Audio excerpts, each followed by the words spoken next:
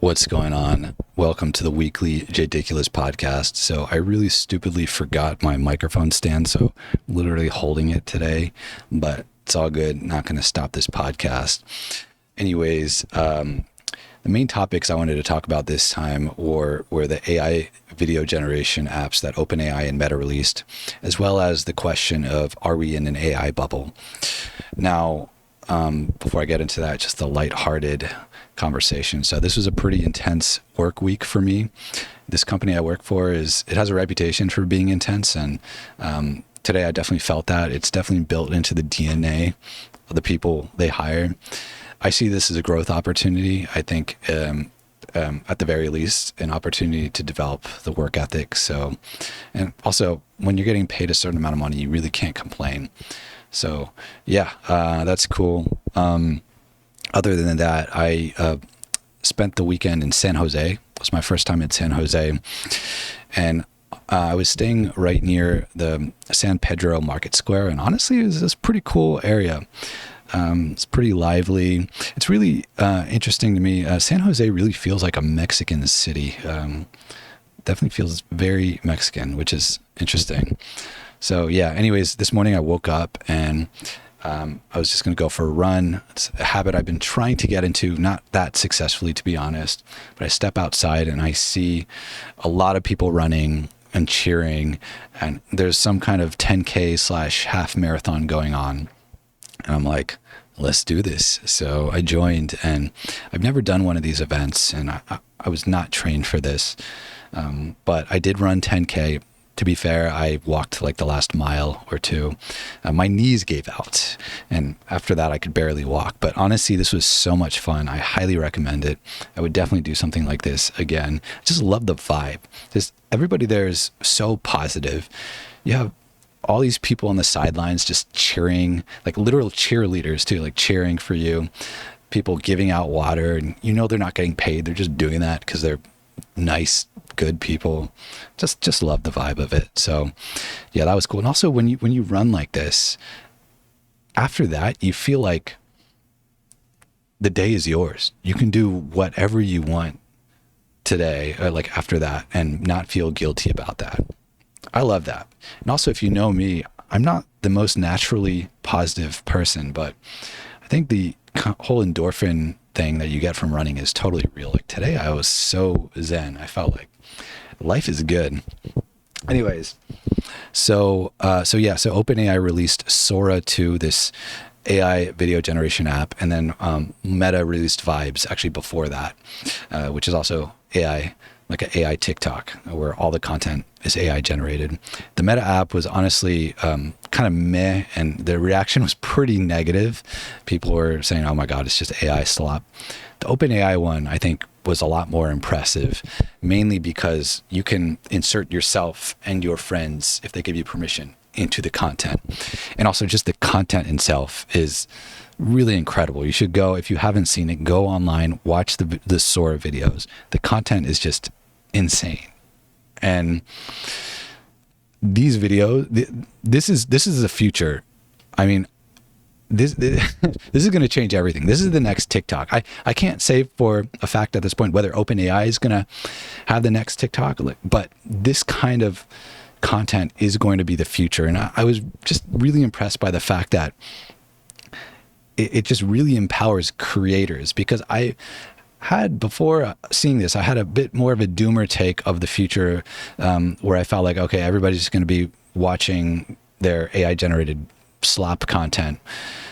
But here with the Sora app, you can actually create as well, and it's social because you can add your friends in, and I think that's pretty cool. I think if you're empowering creators to express their creativity, that's really cool, and I'm all about that. And I mean, you can even generate South Park episodes. There are people who've generated entire South Park episodes from this. I mean, and just the videos themselves, it's surprisingly emotional, some of the content. Like when you're watching SpongeBob running away from the police, or like Mario doing the same or whatever, like you really feel something. And also, I think a lot of people, there's been a lot of criticism about this being just slop, and yes, maybe a lot of it is, but first of all, this is the worst it's ever going to be, right? It's only going to get better from here. Second of all, I think most of the content people already consume is slop. I mean, most of the stuff on Netflix to me is just absolute garbage. And also, of course, these companies are starting with short form content because it's the easiest to generate. But probably it's going to get longer and longer to where you have like full-fledged movies and just unlimited movies. And then imagine when it merges into interactive worlds, like with video games, where you're just generating your own worlds as you go with your friends. I mean, this is going to be the future of leisure, like how people spend their time. And yeah, I think it's really easy to criticize this kind of thing, but really like the type of brainless slop on Netflix that people already watch these days, honestly, this is a step up from that, I think. And even if you don't like it, it's happening. So yeah, I think that's really cool. The Meta Vibes app, it was okay. I tried to create 2 videos. One of them it worked. The other one, it just failed. So they really got to improve that. But yeah, if I were Meta, I would be worried right now. If I were Mark, I would be going hard on trying to compete here. Because if OpenAI, if their Sora like wins the race and this is the thing, then people are going to move off the Meta apps for whatever is the best thing, just like they moved to TikTok, which I believe makes more revenue than Instagram. So yeah, I'm sure Mark is going to go really hard on this, and Google as well. They should as well. They have really good video models, so they should be trying to seize this opportunity as well. Definitely, there's an arms race right now. But yeah, regardless of who's going to win, right now OpenAI is in the lead, I would say, when it comes to this. But regardless of who's going to win, for sure, this is the future, and it's coming a lot sooner than we thought. I mean, just remember a year ago or so when the first AI generated videos were coming out, like they were so creepy. Remember like the spaghetti finger kind of stuff? But now the content is so good. It's really incredible. And I think the demand for compute is only going to increase, right? Because the amount of compute it takes to generate these videos must be massive, and that's not going away anytime. As well as just the compute required for reasoning, where the longer a model thinks, then theoretically, like the better the answers it can get. So the demand for compute is I believe unlimited. And for that reason, I don't think we're close to the top of the AI bubble at this point. I think the demand for compute is just going to keep increasing, and people have been drawing parallels to the dot-com bubble in 2000, but I think this is completely different because in 2000, most of those companies were just trash. I mean, pets.com, all of that. I mean, now these are the companies you have now, they're legit companies, and we're really getting close to AGI. Like I would say a few years away. At most. And I mean, regardless, I think there's still so much untapped potential. I mean, even if you freeze the progress of models today, there's so much productivity that could be unlocked in terms of business applications, consumer usage. I mean, look, another thing OpenAI released was Pulse, which is like this daily, like personalized newspaper or like summary or like of content that it thinks you'll enjoy based off of what it knows about you. And from what I've heard, this is actually, apparently it's really good. I haven't had the chance to try it because I don't have that $200 a month OpenAI subscription. But I mean, like, there's so many applications here, and we're just getting started. We haven't even scratched the surface yet. So yeah, I've been investing more. I bought more Nvidia, Google, Microsoft. Yeah, I mean, I think I don't think we're at the top yet. But yeah, and beyond that, I mean, we're also going to see the U.S. kind of the collapse of the U.S. empire. I mean, that's dramatic. We're not going to see the U.S. empire collapse, but the U.S. is no longer going to be the undisputed world leader. And the U.S. is likely going to lose its world reserve currency status, and the U.S. dollar will be devalued, meaning that assets like gold, crypto, Bitcoin, commodities will perform just like they have been. Gold has had an insane run, and I don't think that's over yet.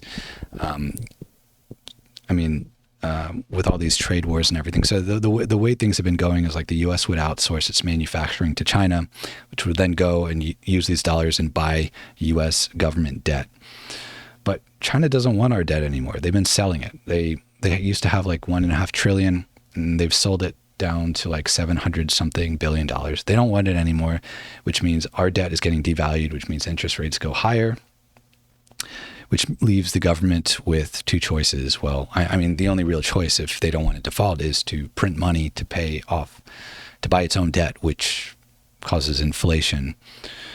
So yeah, definitely I think owning gold, crypto, those kind of assets are good. And I mean, the stock market has been performing really well. I am pretty bullish, but historically, during these kind of inflationary periods, in the beginning, stocks perform really well, but then at some point they don't. But I to be honest, I don't understand this stuff well enough to where I can say, give any strong, like really intelligent takes here. But I do think that big tech is going to continue to dominate, because essentially what we have is a bifurcating economy where the biggest companies are outperforming everything else, just like the S&P 500 is currently dominated by the top companies. But then on an individual level, the wealthy are driving the economy at this point. The top 10% are responsible for 50% of consumer spending. So the rich get richer, and the poor and middle class are getting worse off. And well, in relative terms, and especially with AI automating jobs, people are going to be losing their jobs. And yeah, people are screwed. And this isn't getting enough attention. I've been saying for many, many years, the government should accommodate the people who are going to lose their jobs from automation with something like a universal basic income. And yeah, I mean, if we don't do something like that, more and more people are going to lose their jobs. Like, I mean, we're just talking about like these AI video generation apps. Just imagine all of the businesses and markets that this displaces, like the TV studios, the photographers, the videographers, the just all kinds of people. They're kind of screwed. And yeah, I mean, things are changing. I think we gotta accommodate the people who will lose their jobs and all that as a result of this. But anyways, yeah, this is really exciting times. And yeah, that's all I had for today. So enjoy your week, and I'll see you next week, hopefully. Although next week I will be busier, so it will be a little bit more difficult to make one of these, but I'm trying to do this every week. So yeah, let's do it. All right. Peace.